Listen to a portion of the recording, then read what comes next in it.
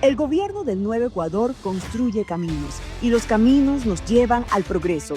Ejecutamos obras de construcción y rehabilitación de vías, puentes y corredores estratégicos en todo el territorio nacional, con una inversión que supera los $400 millones. Recuperamos rutas que impulsan comercio, conectan cantones y devuelven seguridad a los ecuatorianos. También reactivamos rutas ferroviarias y fortalecimos la conectividad aérea, ampliando las opciones de movilidad y desarrollo. A esto se suman proyectos residenciales y soluciones de vivienda que mejoran la calidad de vida de miles de familias. Esto no es discurso, son obras, son personas, son historias que empiezan a cambiar. El trabajo continúa.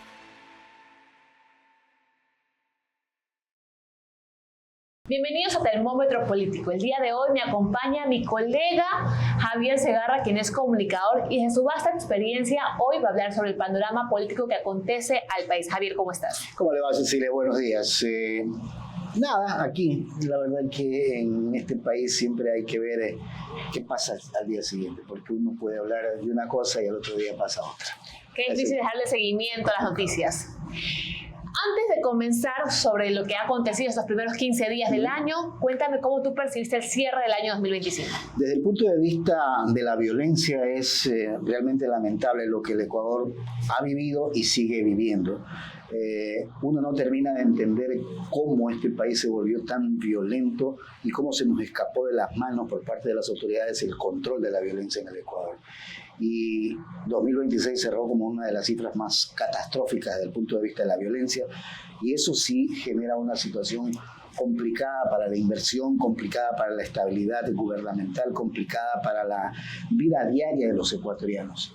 No han pasado ni 14 ni 15 días y seguimos viviendo el mismo problema, las mismas situaciones adversas que tenemos los ecuatorianos. No sabemos cómo poderle o no le vemos todavía la luz al final del túnel. ¿Qué crees que puede pasar con relación al sistema de justicia, con los problemas que también han desembocado, sobre todo este año? Usted me ha escuchado en algunas ocasiones, en otros medios, mi querida Ceci, que el problema de la justicia no es de ahora. Es un problema estructural, serio, con una crisis que ha llegado ya a lo más profundo de esa crisis. Lo que ha cambiado o lo que no ha cambiado es que esa crisis la vivimos desde hace más de 40 años y lo que se ha hecho es profundizar la crisis. No se ha buscado la solución al problema judicial. Entonces, cuando yo hablo de una estructura que hay que cambiar, es que debemos empezar desde las bases de la función judicial. Entiéndase, de las bases de aquellos jueces que están abajo, los penales, los civiles, los de tránsito, de la niñez. Hay que hacer una valoración o evaluación de quienes vayan a ocupar esos cargos, para que de alguna u otra manera vayan escalando, haciendo esa famosa carrera judicial, como ocurre en las Fuerzas Armadas. Uno, para ser general, necesita ser sargento. Ese es un dicho que ha estado toda la vida ahí. Igual debe ocurrir en la función judicial. Si el problema estructural de la función judicial no la cambiamos, usted, yo y todos vamos a seguir hablando de lo mismo de aquí a 20 años. Hablemos un poco de lo que ha pasado en el Cantón La Libertad, puntualmente en la provincia de Santa Elena. ¿Cuál es el panorama que tú podías percibir, la lectura que tú le das a esta situación? Pasan los días de lo ocurrido y uno día tras día pasaban hechos que uno no terminaba de entenderlos, porque se produce esa venta o la intención de vender, pero uno se preguntaba, bueno, ¿y cómo es el tema? ¿Quién está atrás de todo esto? Y resulta que pasa un par de días antes, ayer martes, se reúne el consejo y definen que ya no va el tema. Ahí no debe de quedar eso. Hay que investigar qué realmente ocurrió detrás de toda esta venta de ese terreno que se quiso hacer y saber a los responsables culpables. Yo no puedo entender que haya reuniones con un fantasma, no puedo entender que exista una chica que dice que le suplantaron su firma, que si tiene relación o no con la mamá de una funcionaria. Esa investigación hay que hacerla con profundidad. No puede ser que quede impune el hecho como tal y que simplemente ya desistieron y ahí muere el problema. No, ahí hay que investigar a fondo. Bien por el municipio, me refiero al Consejo Cantonal de la Libertad, que ayer pudo frenar eso. No sé qué razones tuvieron, porque todo el mundo lo alababa al principio, todo el mundo felicitaba la venta y iba normal. Pero como a alguien con mucha curiosidad investigó y denunció, entonces se hizo público a nivel del país. Pero eso puede ocurrir en otros cantones también. Y seguramente ocurre. ¿Cuáles son las autoridades que deberían hacerse cargo de esta situación? Contraloría fundamentalmente. ¿Y por qué no lo hace? Ese es el tema. Porque cuando uno, como se dice en el argot popular, se roba una gallina, ahí cae Contraloría. Pero cuando hay un escándalo como este, yo no he visto a Contraloría todavía pronunciarse. Es más, de oficio, la Fiscalía podría investigar a estos funcionarios. De oficio.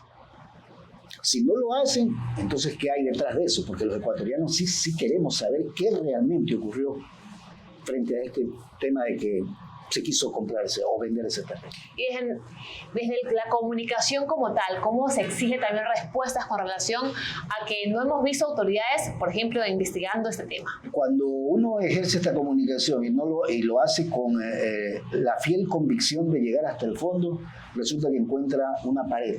Y esa pared hay que tumbarla con la investigación.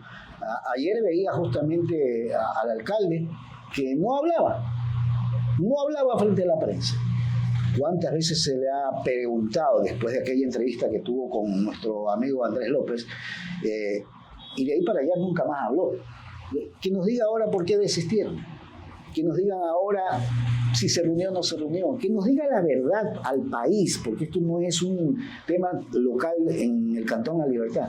Es un tema de país por la magnitud del problema que se ha generado frente a esto. Que ojalá se llegue a la investigación profunda y se sepa la verdad. Con relación al país como tal, Ecuador, ¿qué norte pudieras visibilizar para el país con estos desalentadores inicios de años? Yo creo que ese norte a la cual todo el mundo le dice la luz al final del túnel, yo no sé si podamos establecer ese aire de esperanza que podríamos tener los ecuatorianos en determinado momento, porque hay tantos problemas que no cambian. Salud, educación, violencia, inestabilidad, desinstitucionalización, el irrespeto a las normas legales en este país. Este es el país en el que todo el mundo quiere hacer lo que le da la gana. Este es el país en el que nadie respeta nada. Y ejemplos hay muchísimos. Entonces yo no le veo el norte así como a priori. Ojalá haya alguien en determinado momento que diga, este país necesita un cambio profundo, para ver si es que ya no mi generación, pero mis hijos o los nietos puedan ver un país diferente, un país como en otras naciones del mundo, ¿sí? En la que hay esa libertad para expresarse, en la que hay esa posibilidad de tener un trabajo estable, esa posibilidad de crecer, esa posibilidad de generar producción en las empresas, esa posibilidad de generar el empleo necesario. Cuando hay empleo en un país todo funciona, cuando la producción crece todo funciona. Lo contrario es lo que estamos viviendo. El presidente Daniel Noboa tiene todavía 3 años de gestión. ¿Cree que ese tiempo puede solucionarse parte o mitigarse al menos los problemas que estamos viendo el día de hoy? Si toma la decisión o las decisiones, yo creo que podría mitigar en algo lo que estamos viviendo hoy en el Ecuador. Si no, vamos a seguir con lo mismo. Se está cuestionando su ausencia en el Ecuador. Sí, todo el mundo tiene derecho de vacaciones. Creo que regrese en los próximos días y de ahí vuelve a viajar, pero ese sí por un viaje oficial, me imagino. Pero si no se hacen las cosas, vamos a seguir en lo mismo, Ceci, vamos a seguir en lo mismo. Y yo no sé si la salida depende de la clase política o de todos los sectores. Y entiéndase por ello, no solo los políticos, sino el sector privado, el sector productivo, los ecuatorianos en general que queremos de alguna u otra manera un cambio en este país. Y los ecuatorianos también tenemos que cambiar. Y esto lo digo también por el caso muy sonado en Isla Mokoly, de este asesinato que hubo a diferentes personas en un lugar pues bastante lujoso de San Borondón. Exclusivo y de mucha seguridad, entre comillas. Que no está exento de la violencia del país. Sin embargo, parte de este escándalo fue las personas vinculadas, muchas jóvenes. ¿Y crees que la sociedad se ha denigrado en sus valores que tiene hoy ese índice de violencia como consecuencia? Ha dicho usted, mi querida Ceci, valores, y eso es lo que se ha perdido en las últimas generaciones en nuestro país. Hoy buscan el dinero fácil, pero el dinero fácil te lleva al fracaso o a la muerte, porque matan cuando no estás en esa línea. Y si lo ocurrido en Mokoly es parte de una situación de guerra entre bandas, el problema es mucho más de fondo. ¿sí? Porque se están peleando los líderes, si es que esto es así. Lo otro es que podría ser que la intervención que hubo en Mocolí sea de gente especializada, de un grupo especializado, no de bandas. Porque cuando uno ve las imágenes, ese accionar que tienen las personas que entran a matar es propia de instituciones que realmente son preparadas. Yo creo que ahí podría ser que la propia policía o policías especializados, entrenados para esto, que sí lo son, porque cuando uno ve las imágenes dice, al suelo, ¿qué delincuencia o qué grupo o delincuentes gritan al suelo? Eso entran a mansalva, pero van a un objetivo específico. Lo de Mocolí hay que investigarlo a fondo. Y si eso ha generado que hoy en día mucha gente joven que no estudia, que no trabaja, pero que tiene lujos, viajes, ya eso es lo que ha pasado justamente en los últimos días en Perú. 2 influencers en el aeropuerto de Lima, en el aeropuerto Jorge Chávez, que las cogieron presas porque son mulas, llevaban droga. Y también han sido famosas, viajaban mucho, buenos carros, buenas casas. La degeneración de las últimas, de los últimos años ha creado una situación tan fácil en los jóvenes que hoy ya no quieren ni trabajar. ¿La sociedad debería condenar o alejarse de las personas que tienen dinero sin conocer la procedencia? No condenar, sí tener mucho más cuidado, porque uno no sabe quién está al lado de uno. Uno no sabe cuando entra a un restaurante si el que está al lado es o no es. Uno no sabe si en una reunión o en un matrimonio el que está al lado es o no es. Hay que cuidarse, pero eso nos está obligando a los honestos a escondernos, a cuidarnos cuando debe ser lo contrario, ¿sí? Cuando debe ser lo contrario. Yo recuerdo cuando empezó la delincuencia a crecer, la delincuencia común y corriente, quienes pusieron rejas fueron las tiendas y la gente decía, hoy los dueños de las tiendas están presos y la delincuencia libre. Hoy los ciudadanos honestos estamos presos. Estamos presos. Somos la mayoría. Y estamos presos en las urbanizaciones, estamos presos en las casas porque no queremos salir, estamos presos en todo. Con relación a la carrera de comunicación, ¿cómo ves que las plataformas digitales han evolucionado o involucionado esta carrera? Las plataformas digitales serias son válidas. Aquellos que de alguna u otra manera utilizan las redes sociales para el chisme, para el invento, para la calumnia, yo no comparto ni la compartiré nunca. Y yo creo que es el pensar de mucha gente que estudia comunicación y que ejercemos esta profesión. Yo creo que el periodismo se degradó en un determinado momento cuando vemos que hoy en día, si hay un accidente de tránsito aquí en 9 de octubre, dicen y arman una historia, una narrativa que no es. Y a veces situaciones que a través de las redes sociales manchan la integridad de un ser humano, denigran a las personas. Eso no es comunicación. Hoy, y yo siempre en las clases con mis alumnos siempre les he dicho, profesionalismo y por sobre todo diciendo la verdad. Yo creo que esa es una palabra muy clave en comunicación y que se ha venido a menos en los últimos tiempos por este tema de la digitalización y por el tema de redes sociales. Las plataformas que son yo qué sé, las más conocidas, las más estables, esas son válidas, porque el periodismo brincó de lo normal, de la prensa escrita, de la televisión y de la radio, a las redes, pero son páginas que son de medios serios. Hoy en día tenemos medios de comunicación que viven, no sé si del escándalo, del morbo o del morbo. Como comunicador y tu larga trayectoria, ¿ves algún cambio en la política, de una madurez en la política o una involución en la misma? Involución en la misma, mi querida Ceci, porque no salimos del hueco y más bien nos estamos hundiendo cada vez más, porque en este país los intereses políticos han estado sobre los intereses de los ecuatorianos. Miren nada más usted, mi querida Ceci, en la asamblea. ¿Cómo era la asamblea hace 30 años? De alta calidad. Hoy, ni hablemos, la última asamblea terminó con un 3 o 4% de aceptación y esta, cada uno está dando agua para su molino. ¿A qué crees que se debe ese deterioro de la política?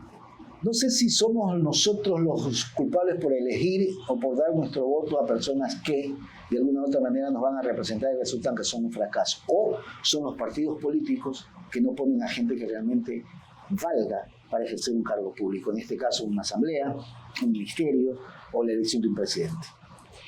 Y para culminar, simplemente quiero preguntarte un poco, saliendo de lo nacional, ¿cuál es tu percepción con relación a lo que también está pasando en el exterior, en Venezuela puntualmente, entre Venezuela y Estados Unidos? Siempre se va a discutir si fue justo o no justo, si fue respetable o no respetable, si los derechos humanos funcionan en determinado momento o no funcionan. Pero lo que yo sí considero es que si la Organización de las Naciones Unidas, si la Organización de Estados Americanos, si el propio Papa, el anterior Papa, hizo todo lo posible, y la comunidad internacional como tal, para buscarle una salida a Venezuela y no logró, yo creo que el único camino era ese.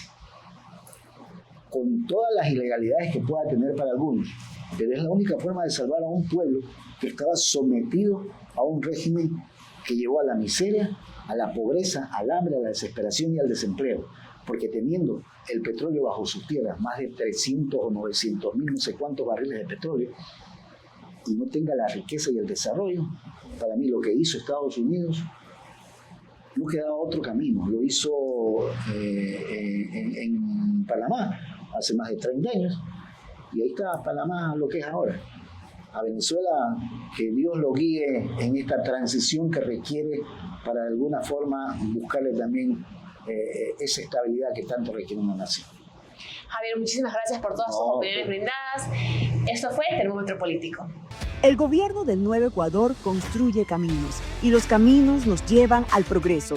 Ejecutamos obras de construcción y rehabilitación de vías, puentes y corredores estratégicos en todo el territorio nacional, con una inversión que supera los $400 millones. Recuperamos rutas que impulsan comercio, conectan cantones y devuelven seguridad a los ecuatorianos. También reactivamos rutas ferroviarias y fortalecimos la conectividad aérea, ampliando las opciones de movilidad y desarrollo. A esto se suman proyectos residenciales y soluciones de vivienda que mejoran la calidad de vida de miles de familias. Esto no es discurso, son obras, son personas, son historias que empiezan a cambiar. El trabajo continúa.